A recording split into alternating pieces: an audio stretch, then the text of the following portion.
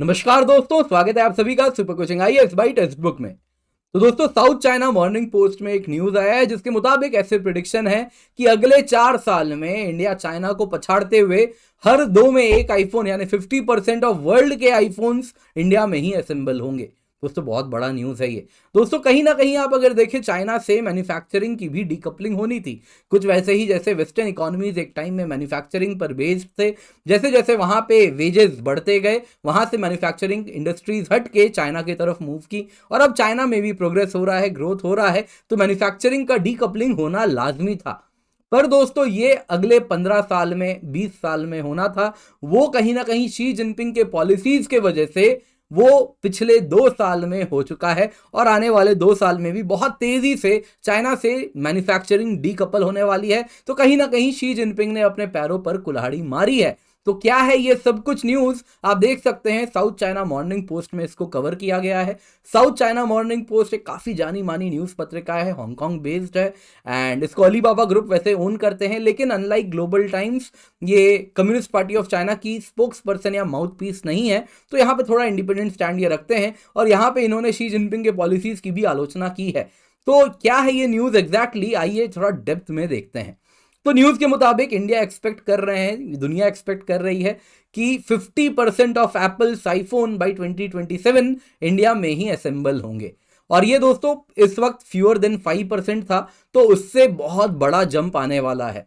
And कहीं ना कहीं चाइना को जल्दी हम प्रोडक्शन में पछाड़ने भी वाले हैं जब बात होगी आईफोन की। तो ये जो प्रिडिक्शन है, ये प्रिडिक्शन वैसे तो साउथ चाइना मॉर्निंग पोस्ट में न्यूज के रूप में आप देख रहे हैं, पर साउथ चाइना मॉर्निंग पोस्ट ने भी इस न्यूज को ताइवानीज डेली न्यूज़पेपर डिजी टाइम्स, जो कि वहां की बहुत ही रेप्यूटेड टेक फोकस्ड न्यूज़पेपर है, उनका प्रिडिक्शन है ये, उन्होंने ही ये एनालिसिस किया है। और उसके बाद उनका कहना है कि इंडिया में हर दो में एक आईफोन आने वाले 4 साल में बनेगा।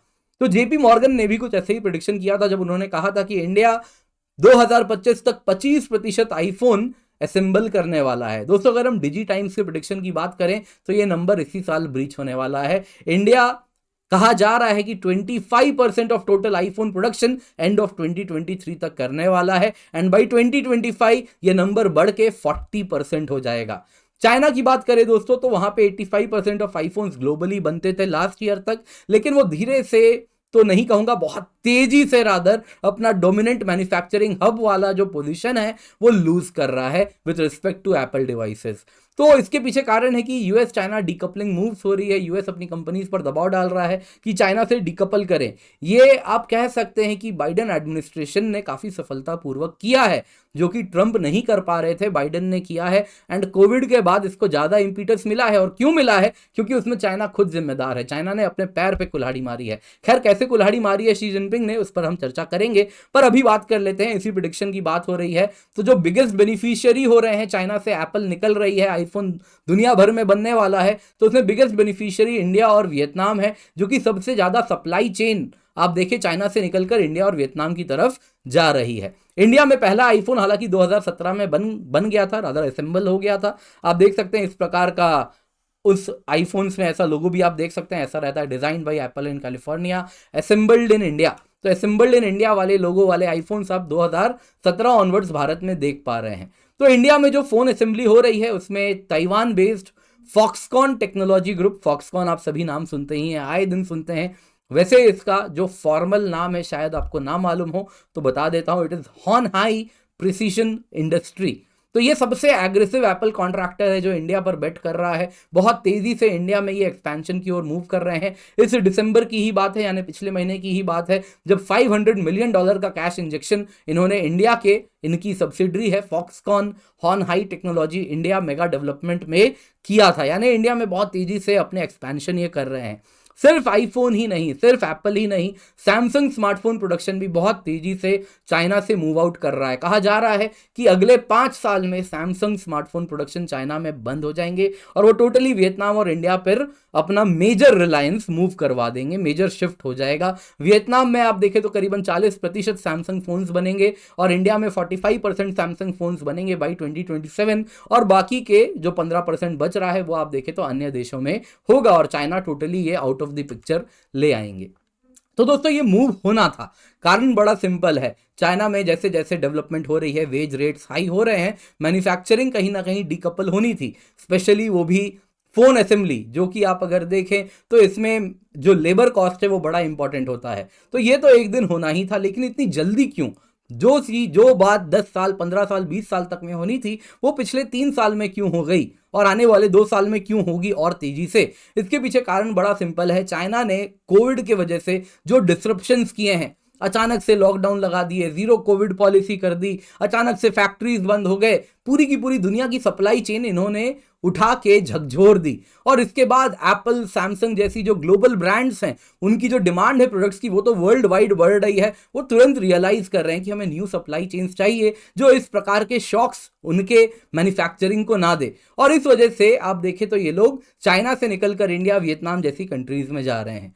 वैसे ही एप्पल और सैमसंग के सिवा अन्य स्मार्टफोन मेकर्स भी आप देखें तो बहुत तेजी से चाइना से डिकपल करने वाले हैं। कहा जा रहा है कि इस वक्त 2023 में जो 70% चाइना में बनने वाले फोन्स हैं वो कम होके 50% हो जाएगा बाई 2027, और इसमें इंडिया और वियतनाम बिगेस्ट बेनिफिशियरी होने वाले हैं। इंडिया में अगर आप देखें तो 35% इसी पीरियड में 2023 से 2027 में इंडिया में 35% अन्य कंपनीज के फोन बनने शुरू हो जाएंगे। वियतनाम का भी ये शेयर बढ़कर 15% हो जाएगा। तो ये तो हम सब जानते हैं। पर दोस्तों यहाँ पे अक्सर आप बोलेंगे कि सर इंडिया जैसी इकॉनमी फोन असेंबल करती है, अच्छा नहीं लगता, हमें तो मैन्युफैक्चर करना चाहिए, हमें एक एक चीज बनानी चाहिए। दोस्तों देखिए, सबसे पहले तो आपको एक बात समझनी होगी कि ग्लोबल सप्लाई चेन में आप सब कुछ नहीं बना सकते।